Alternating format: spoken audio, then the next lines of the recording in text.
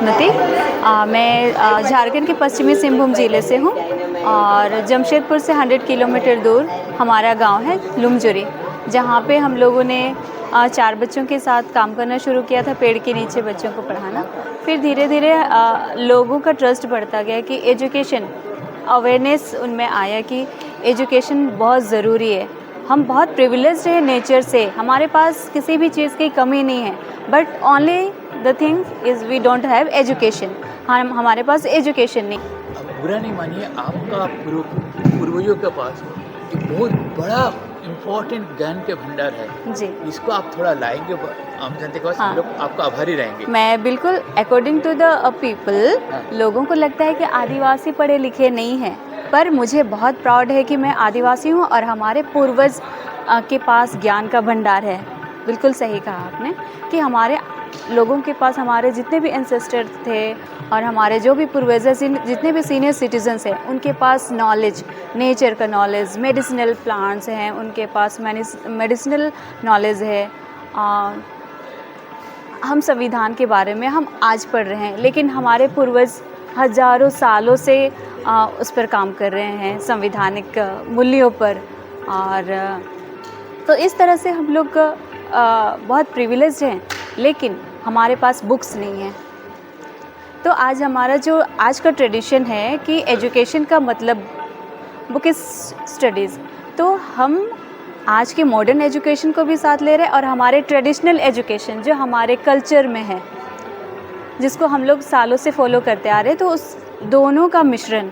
जैसे हमें मैथ सिखाना है तो हम उनको तालाब में ले गए। उनको ये नहीं लगना चाहिए कि क्लासरूम के अंदर वो बहुत फोर्सफुली उनको पढ़ाया जा रहा है। तालाब में हो सकता है कुछ नज़दीक में 10 कमल के फूल हैं, तो हम लोग फोकस कर रहे हैं चाइल्डहुड एजुकेशन पे मेनली, ताकि प्राइमरी लेवल पे उनको दिक्कतें नहीं हो। तो जैसे अगर उन बच्चे को आप प्लेफुल होना चाहिए उसका एकेडमिक, तो जैसे उनको मैथ्स कराना है, आप उनको 6 लोटस, वो लैंग्वेज भी सीख रहे हैं, वर्ड पावर बढ़ रहा है, उनके पास मैथमेटिकल न्यूमेरिकल टर्म्स भी आ रहे हैं। अगर हम उनको बच्चों को साइंस, सपोज़ हम साइंस पढ़ा रहे हैं, उनको तालाब में लाइट से हम पढ़ा रहे हैं, तो वो हम उनको तालाब में वेव के थ्रू उनको पढ़ाते हैं। तो मतलब बच्चों को ये बहुत क्रिटिकल नहीं लगता, क्योंकि अदरवाइज़ उनको बहुत रटना पड़ेगा, क्योंकि लैंग्वेज इशू हो जाता है। हिंदी और इंग्लिश सारी चीज़ें, अगर आप साइंस में देखेंगे तो बहुत सारी चीज़ें आपको इंग्लिश में मिलेंगी और बच्चों को वो टर्म्स नहीं समझ में आते। लेकिन अगर बच्चे को वो आप प्रैक्टिकल वे में उसको एग्जाम्पल्स के थ्रू उनको बताते हैं, नेचर से रिलेट करके, तो वो बच्चे के लिए काफ़ी ईजी हो जाता है। सपोज़ आपको उनको बायोडाइवर्सिटी पढ़ा रहे हैं, लेकिन हमारे बच्चों के पास वो पूरी तरह से सारी चीज़ें हैं, बायोडाइवर्सिटी वो रोज़ उसमें जीते हैं। लेकिन अगर वो बुक में जाते हैं और अपने आसपास की चीज़ों को देखते हैं और वहाँ पे टीचर्स के साथ उनको टीचर्स उसको गाइड करती है बच्चों को, तो उन्हें बहुत ईजी होता है समझना। जैसे हुआ, उनको अगर सपोज़ बायोलॉजी में उनको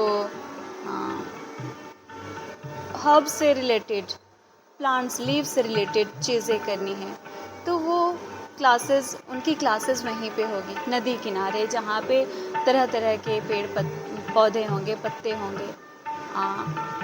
आपको हमने बच्चों के कुछ वीडियोज़ लिए हैं जिसमें उन्होंने बहुत अच्छे परफॉर्म किए हैं। वो उनको बहुत अच्छे से एक्सप्लेन कर रहे हैं एग्ज़ाम्पल के थ्रू। तो इस तरह से हमारा एजुकेशन सिस्टम, हम लोग नेचर के साथ जुड़ करके हम लोग करें, क्योंकि हम बच्चों को अगर हम सिखाना चाहेंगे हम नेचर को कैसे प्रोटेक्ट करें, आप उनको उनके वैल्यूज़ नहीं बताएंगे तो वो नेचर को किस तरह से प्रोटेक्ट करेंगे।